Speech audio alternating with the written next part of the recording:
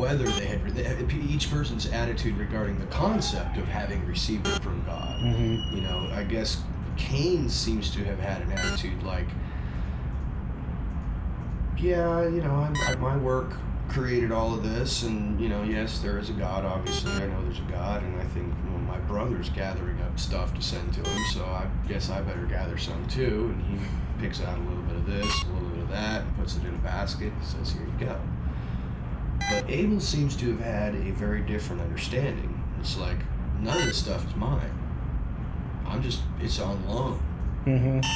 You've given it to me to manage, to feed myself, and to manage to make it grow. You know, the Bible says clearly, I teach you to prosper and profit. So I teach you to do that. So back again to the book of Acts, we got God is really a complete and perfect amalgamation of capitalism and socialism. He says, I want you to work hard and be built up. Everybody's going to be different, but I want the people who are more powerful to take care of those who aren't, and willingly and with love do that. That's the perfect system that he's intending to bring here to this earth, which is the good news. And so these two brothers have this attitude. Cain has got a bad attitude. He's not really recognizing what God has given him, or even recognizing that God gave it to him in the first place. He's claiming it his own and then giving part of his to him versus the other words. Exactly. And instead of the other one saying, this is all yours, and I'm going to give you the very best of it. You get the very best of it. All the fattest animals, that's why he's saying the fat thereof. All the fattest animals. We don't know for a fact what the percentage was. Some people believe it was 1/5. Right. Or 10%. Right. Gives them all the good ones, all the perfect ones, and there you go. It's all yours. Thank you for giving it to me. He's got the right attitude. And that's one example of this type of offering being given and rejected. Right. Okay. And it's interesting that the timing is right after the covenant was given. It's almost like we got this institution of something, and then right after that, somebody screws it up and makes an example of themselves. Okay. Now, were other people around to be in fear and awe of God exactly? Yeah, there were, because he says, well, they're going to kill me, man. You send me out there by myself, they're going to kill me. So I'll put my mark on you, so that anyone who touches you will be devastated. They won't touch you when they see my mark. Right. Well, yeah, that's great. Now I'm just going to walk around. So now I'm cursed. Thanks. So everyone would have seen that punishment and known and been made aware of what he had done. And that would have been a testimony to anyone who saw him. What did you do? And he would have had to say, I'm sure he would have lied or whatever, but he would have had to, they would have gotten around. He offered an unholy sacrifice. He offered something that was not set aside.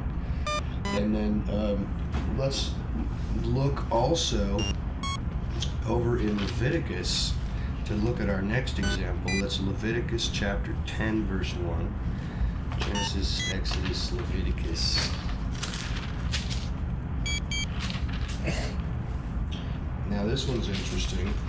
The covenant at Mount Sinai has been given, and the instructions regarding how to set up the tabernacle and the altar and do the whole service and everything like that. And here's what happens when we got Moses, who's the leader of the camp. He's the prophet of God. Under him, or next to him, or however you want to put it, is his brother, Aaron, who is the priest. Okay? That his sons will be priests.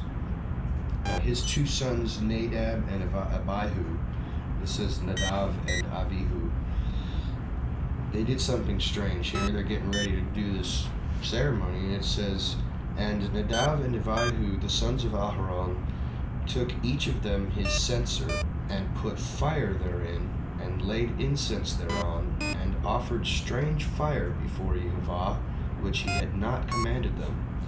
And there came forth fire from before Jehovah, and devoured them, and they died before Jehovah.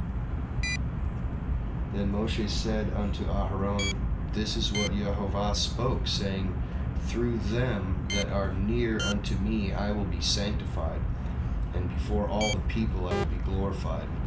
And Aharon held his peace. Moses was basically saying to Aaron, don't you dare freak out that your sons just got wiped out by God. Don't speak a word about it, or you yourself will be destroyed also. Mm-hmm. This is what Yehovah commanded. Say, and then you can look at that and say, whoa, what are you saying? Yeah. God would have had a plan to put these two dudes to death just because? No. If you look up, it says they offered strange fire before God. If you look up the word strange in the Hebrew, I don't remember what the Hebrew word was, but it means to deviate from the path. They did not follow the explicit directions that God gave them about how to do it. They just did it kind of willy-nilly, and we throw some fire in, we're ready to go, let's go. They brought it up there and did not follow the explicit directions, and he killed them instantly. And this is what Moses is saying to Aaron, dude, this is what God has been saying. I will sanctify those that are near me. If they're not sanctified, I'll sanctify them myself by fire. And it says right after that, all the people were horribly afraid. Sure.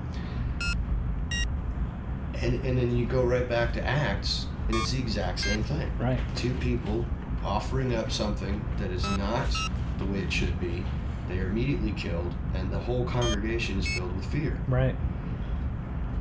This is the fear of the Lord. This is what it says. The beginning of wisdom is the fear of the Lord. The fear of the Lord is the beginning of wisdom. So once you understand that you are, and this is a really powerful lesson for those people around here, this is a powerful and holy God that we are dealing with here. You do not approach him with irreverence or in an inappropriate way. If you're going to, I mean, you know, we've spoken before about this, this one priest who gets to go into the Holy of Holies one time a year, and he could be stricken dead at any time. They drag him out by his ankle with a rope. So, you have to approach this God very carefully, exactly as he tells you to, or he will kill you. He's a powerful God who cannot abide any type of filthiness or untowardness or wickedness. But it seems to especially make him angry when someone is pretending to worship him. Right. And it has some ulterior or evil motive in their heart. That seems to make him particularly angry. And he'll destroy you on the spot. Well, he's purifying you. He's purifying you, yes. And am I suggesting necessarily that Cain is an unsaved person who's not in heaven? No idea. No idea. How about Nadab and Abihu, Aaron's sons? Don't know. How about Annanias and Saphira? Were they really believers? I assume they were.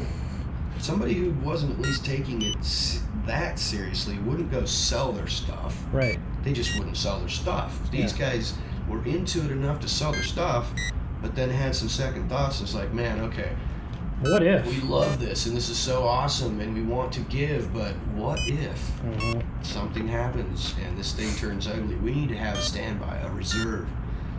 And it seems to me that he kept from its price and gave what was left over. Right. So he kept the majority of it. Right. It seems to me that he didn't keep back a little bit for reserve. Yeah, he kept most of it. Right. And gave the church a smaller portion of it. Right.